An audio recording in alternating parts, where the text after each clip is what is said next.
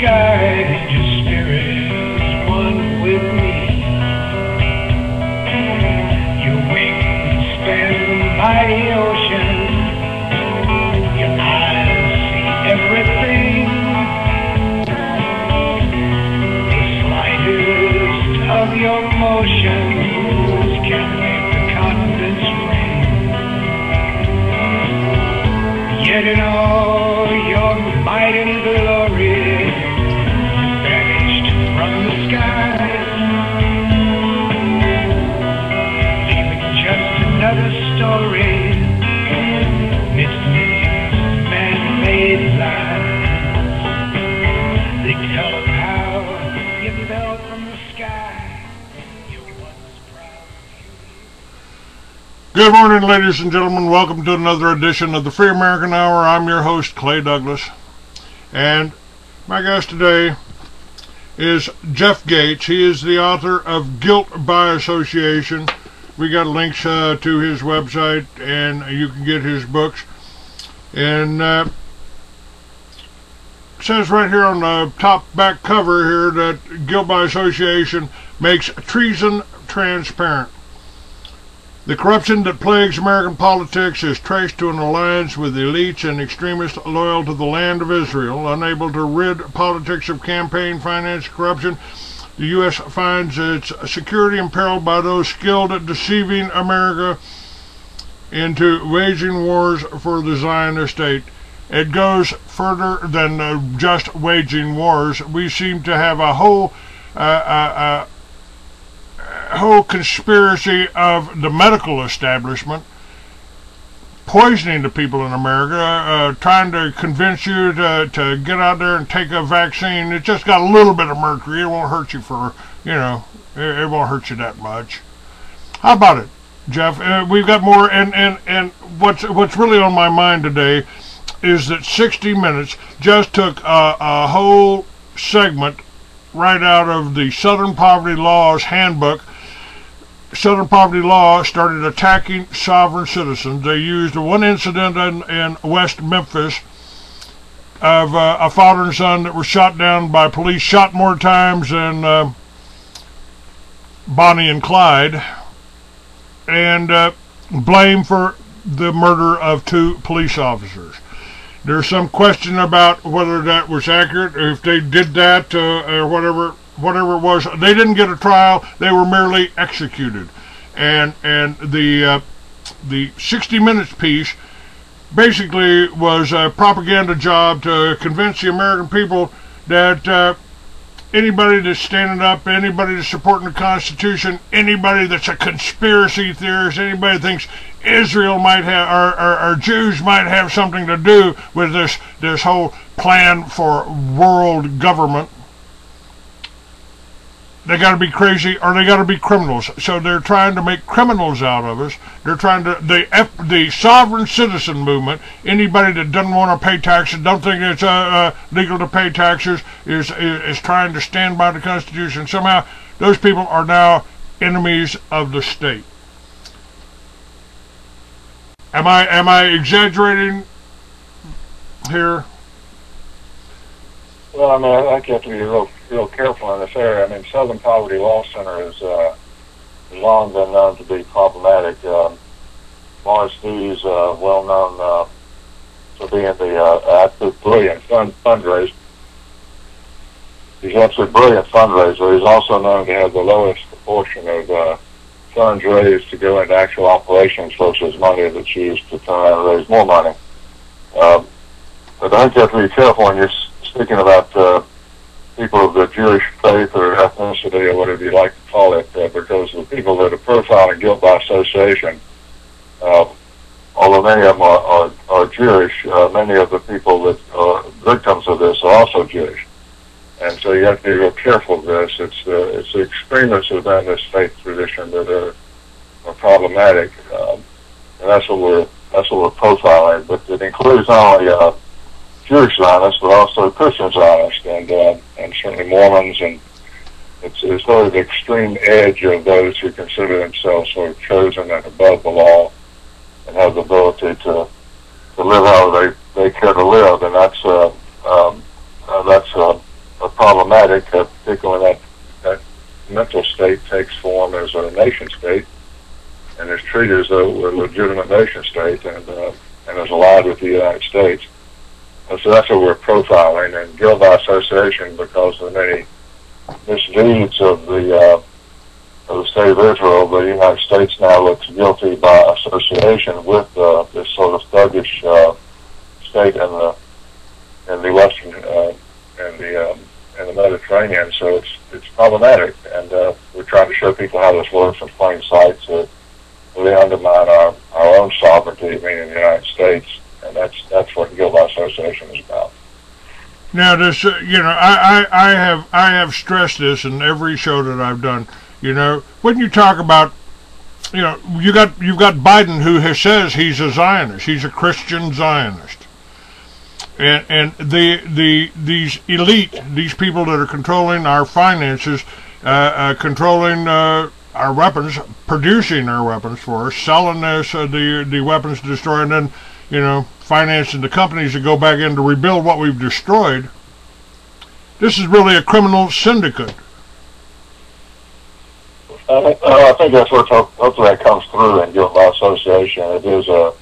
It's worse than just really a transgenerational criminal syndicate, and this syndicate routinely produces candidates for what we call free elections. But by the time the election comes around, the field has been pretty well framed by those that you'll find identified in guilt by association. And because it is so extraordinary, there's a temptation to dismiss it as a theory or to put conspiracy in front of it as though that adjective were erroneous, and it's not. It's accurate. This is an ongoing, really a repeal of representative government. It's the ability of a very small group of elite who tend to coordinate their activities around a shared ideology, and that ideology is we are above you, we are above the law, we are chosen by a God of our own choosing. And so Americans don't really have a real clear sense of what has gone, what has happened to their country. They know something is fundamentally very, very wrong, but they don't yet realize that the vast bulk of what is wrong traces to this common source. And so that's what we're trying to give people the tools to actually see this, so that they don't go off and somehow, blame it on some ethnicity or whatnot and go out and strike out madly and wildly at people. And they hide, but don't they? It seems to me the tactic here is to hide behind the Jewish people, because the Rothschilds happen to be Jewish. They adopted their ethnicity and surrounded themselves and fed this. I mean, they've been doing this for 2,000 years, and it happens to Christians. I mean, the Catholic Church is not exactly, got its hands really clean on how many people they've murdered, tortured, and otherwise suppressed. Let me give you one example of how this operates in plain sight. There's a fellow named Henry Morgenthau Sr., who chaired the campaign finance committee for Woodrow Wilson when he won the presidency both in 1912 and 1916. And after the 1912 victory, Morgenthau Sr. was sent to Constantinople as a U.S. ambassador. When the senior left the country to go to Constantinople, Henry Morgenthau Jr. moved in literally next door to Franklin Roosevelt in 1913 and befriended Roosevelt to emerge as his Treasury Secretary during the Second World War, and to advise FDR and then Truman not to let the Jewish people trying to flee the Holocaust, not to give them refuge in the United States. And then Jr. emerged after the war, along with Golda Meir, who became a Prime Minister of Israel. She's a Milwaukee native. Golda Meir and Henry Morgenthau Jr. then emerged to be the largest fundraisers for establishing the State of Israel. And that was done over as you recall, was done over the objections of George Marshall, recognized by Truman, over George Marshall's objection, who was the general, of course, and but also the Truman's Secretary of State. And Marshall was very candid with Truman. He said, look, if you do this, he said, I think it's very ill-advised. He said, I'm going to vote against you. And he went back and wrote a memo to that effect. And best we know, Marshall did vote against Truman in 48. And passed most disturbingly and most accurately, the Joint Chiefs at that time said, if you recognize these fanatics, and that's the term they use, not mine, that's not my term, that's the Joint Chiefs term. He said they seek hegemony, they seek dominance, both economic and political, in the region. He said they will drag us into serial conflicts. That was 1948. And that's played out precisely as the Joint Chiefs anticipated it would. You know, Dr. Richard Sauter put out a document saying that he wasn't going to run for president because well, anybody that's effective as president, they simply assassinate him. But he says, he has one paragraph here that I think is pretty relevant. He said, it's obvious to anyone who cares to see that the entire political system in this country is presently constituted, instituted, arranged, rigged by the Democratic and Republican parties, is so massively criminally corrupt that whoever attains the White House is more akin to a mafia don than an enlightened, well-intentioned leader of a fair, free, and open republic. In the present system, the president is basically the boss of a national criminal syndicate that aspires to totalitarian global control, and the attorney general is so mobbed up that he's akin to a mafia consigliere. The IRS and the federal courts and prison systems are like the mob's muscle. The FBI and Homeland Security are like hitmen and street corner punks and toughs carrying out the violent wishes of whatever Ivy League thug or goon currently occupies the Oval Office. The federal government itself is a sort of vast global money laundering operation, spewing out paper money, fiat dollars, aka Federal Reserve notes, by the hundreds of billions and trillions, resembling nothing so much as a federal mafia or national criminal syndicate headquartered in the District of Columbia with a self-issued, self-validated legal license to maraud, ravage, plunder whoever, whatever, whenever, and wherever it pleases. And these thoughts are not unique to me, Richard Sauter says. Many millions of people in this country and right around the world have come to similar realizations. Yeah, there's a disturbing strain of truth that runs through what you just read. It's unfortunate what has happened to the U.S. But for example, the people profiled in Guilt by Association, and also on the Criminal State website, they do have a lineage that traces directly to organized crime. And let me give you just two quick examples. And the same Chicago outfit, and that's the term that's used, the Chicago outfit, that helped generate the profile that created Ronald Reagan, and that would be Jules Stein, who founded Music Corporation of America, Lou Wasserman, his partner, who became the head of Universal Studios, and Sidney Korshak, who was the labor racketeer. They put Ronald Reagan in as president of the Screen Actors Guild, and with Nancy Reagan on the board, gave MCA a special exemption that enabled MCA to represent both the talent and the studios. That's at the point at which Reagan claimed that he was a Democrat, allowing that sort of corruption. That same West Side Chicago outfit produced the profile of Barack Obama. And Barack Obama, the first place he really came to prominence politically was with something called the Annenberg Education Challenge. Walter Annenberg, of course, being the son of Noah Annenberg, who was a leg breaker and a mobster during the 19-teens in Chicago and fled to Florida to be under the protection of Meyer Lansky when Noah double-crossed a partner in Chicago. He then migrated to Philadelphia to go to JIT. That's when they took the mob proceeds and bought the Racing Forum and the National, bought the Philadelphia Inquirer, TV Guide, 17 magazine, and sort of went legit. Even then, Walter then emerged as ambassador to the UK for Nixon, and then became, of course, was Reagan's best friend for 50 years, according to Nancy. Now we got Barack Obama emerged, and his top three fundraisers. The top fundraiser was a woman named Penny Pritzker, and both her grandfather and her great-grandfather were lawyers for the mob in the 19-teens or the 1940s. Typically, the top fundraisers offered the job of Secretary of Commerce. Before Obama could offer her that job, which he clearly intended to do, she withdrew her name from from consideration, knowing full well she no way in the world could she withstand a Senate inquiry into her lineage. So it's there's a strain of unfortunate truth to what you read. This is an ongoing syndicate. The current Attorney General used to represent a fellow named Carl Lindner out of Cincinnati, whose lineage is particularly well known. He happens to be a Christian Zionist rather than a Jewish Zionist, but he's another problematic person in this syndicate. And so it's that's what we're trying to get people to understand, is what has been done to the United States has been done in plain sight. And unless you have the tools with which to see how it was done, then you end up sounding like a conspiracy theorist, because you can't really explain how it's done.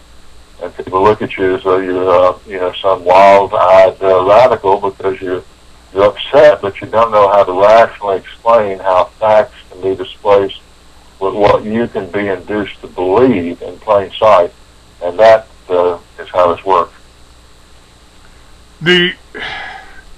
It seems to me that our biggest enemy towards freedom is our television sets. I mean, they don't call it programming for nothing, do they? This 60 minutes thing last night.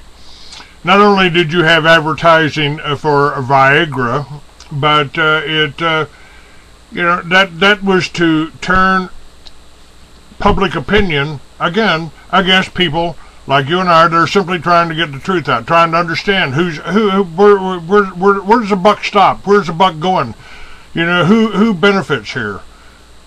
We're asking the questions that the FBI or the law enforcement are supposed to be asking, and they're not. And by the way, somebody just sent me this, and I think it's worth mentioning. The Indiana court has overturned the right to resist illegal entry. In other words, you are no longer allowed to defend yourself. If police want to come break into your house, you're not allowed to defend yourself. It's illegal to defend yourself in Indiana now. Well, there's a phrase that was coined by a fellow named Robert Gates, who's the current defense secretary. He's getting ready to leave this administration. He's in the prior administration, and he used to be former head of the CIA, so he's got a lot of experience in how this sort of phenomenon can work.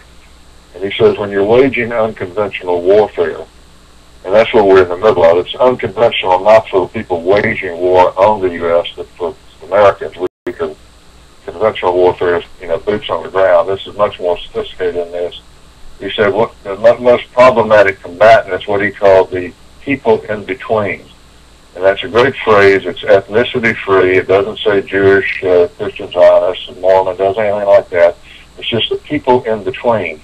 And what that means is if you have a system of governance based on informed choice, and what you do in order to corrupt decision-making is you make sure that you corrupt that in-between space. If I'm determining whether or not I should go to war in Iraq, where do I go for my information? I go to the television. I go to my newspapers. And if I turn on CNN, I'm going to pick up Wolf Blitzer. Now, what Wolf Blitzer is not going to tell you is he did 17 years at the Jerusalem Post. He used to be editor of something called Near East Report, which is a journal for the Israel lobby. He wrote a sympathetic book on Jonathan Pollard, the Israeli spy, did more damage to U.S. national security during the Cold War than anybody in the history of the country. So what you get is this undisclosed bias, and the news can be often pretty straight up until you get to something to do with Israel. Or you get something to do with the Israeli agenda, such as taking the United States into war in the Middle East in order to advance not our objectives, but Israel's objectives. So it's a great phrase for people to understand how this works in plain sight. So it's very difficult for you to see. You can be looking right at it and not see it, because oftentimes by someone like Wolf Blitzer, when it comes to issues around Israel, frankly, you're being lied to. And that's very disturbing. The founding fathers knew that media was going to be essential for our freedom, that we were going to have an informed populace. So this syndicate goes directly at the information agencies themselves to help corrupt your ability to have an informed choice. So it's really quite perilous, and we're quite far down the road in that corruption. Now, the Rothschilds back in the 1900s bought Reuters News, so it's been reported that they put these banksters. You know, doesn't matter doesn't matter where their money comes from. Doesn't matter to me what religion they are. The Constitution protects your right to worship as you please. So you want to stick your nose in the sand and your ass up in the air and pray to Mecca, knock yourself out. Just don't expect me to get down on my knees beside you. But this is the challenge here, because what you have is the freedoms that we've protected, or the very freedoms that those profiled and guilt by association have used to hide in plain sight. And so this freedom of thought, the freedom of religion, freedom of assembly, freedom of speech, this sort of thing, this is precisely the freedoms that have been abused by those that we profiled in these publications in order to undermine the freedoms of people who've granted them those freedoms. So this is very perilous. It goes right directly to the core of why it is we have an armed forces, why we have a government, why it is we do collect taxes from other people in order to, preserve freedoms and provide services to people. It goes directly to that. So when you've corrupted this at the center, as this crowd has done very methodically over a very long period of time, then it's very disturbing and again very difficult for people to see.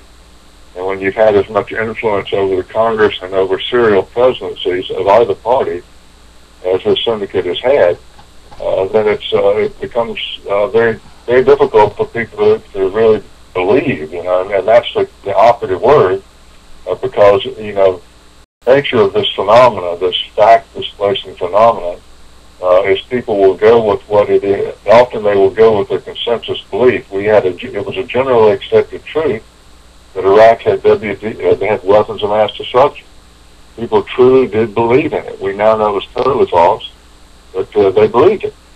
And so this is the mechanism that those profiles use. They prey on people's beliefs. They prey on their naivety. They prey, frankly, on their trust. And people trusted this thuggish enclave of fanatics. And again, that's the Joint Chiefs term, not my term. We believe that they were genuinely an ally. What we now realize, people are beginning to realize, this is not an ally, this is an enemy within. It makes me question exactly who won the Cold War. Who were we fighting in the Cold War? What did we mobilize for 50 years in that Cold War against the Soviet Union? And then suddenly, boom, it's all over. Didn't they just move to New York or Washington? I mean, I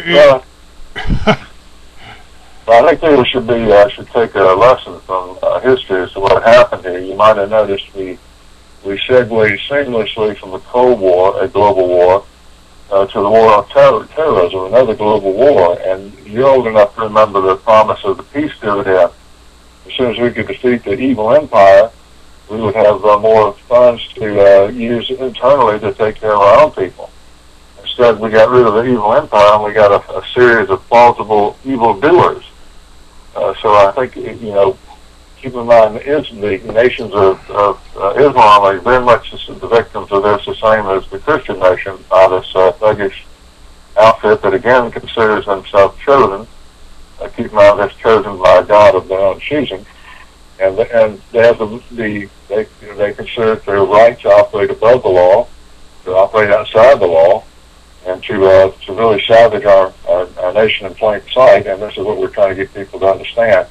I included early on in this, in guilt by association, a psychological profile of those being made transparent in these publications, and I had to go back into the clinical literature of psychiatry.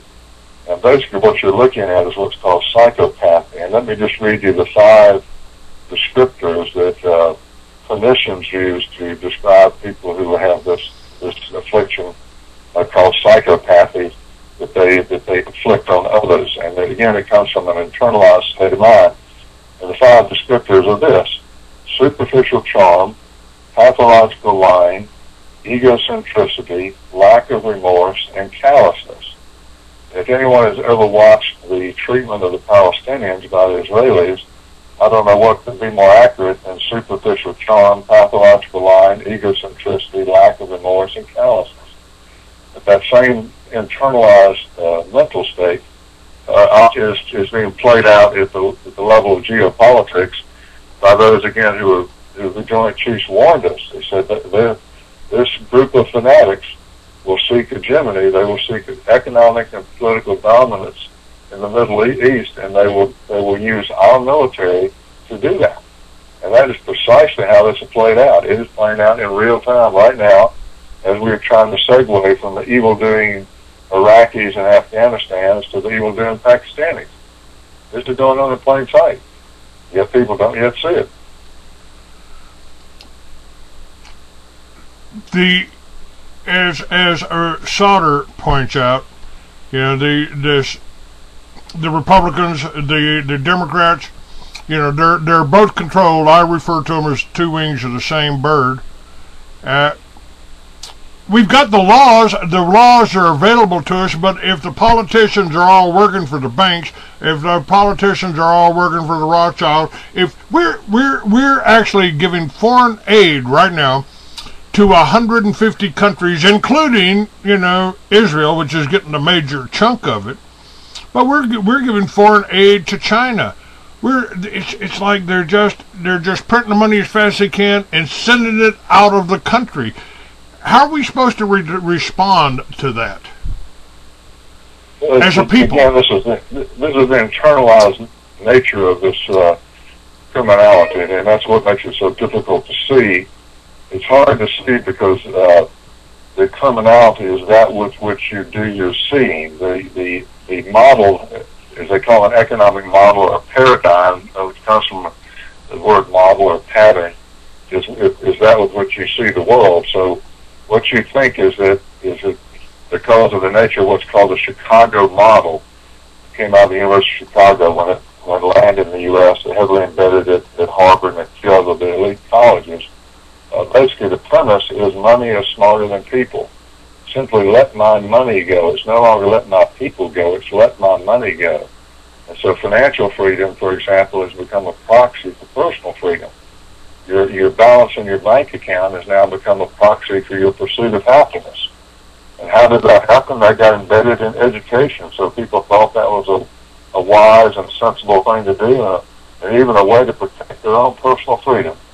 And so what has happened, if you're waging war with what's called game theory, the ability to project outcomes, then if you can get a critical enough mass of people in the United States to believe in that, to internalize that notion that money's smarter than people, just let money go, then what's going to happen is the lowest labor cost nation is going to be the one to which that money will flow.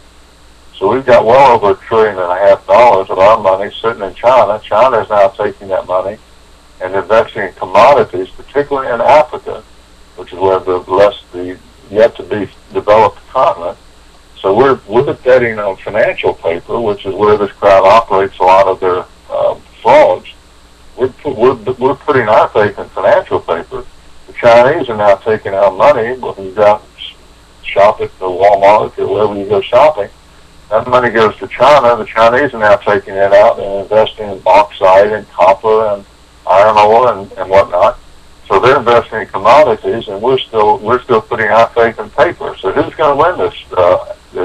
Who's going to have a better outcome? So how are you induced to freely embrace the very forces that undermine your freedom? That's the type of treason we're trying to get people to get their minds around, because that's what's happening. That's right. Hold on just a minute here.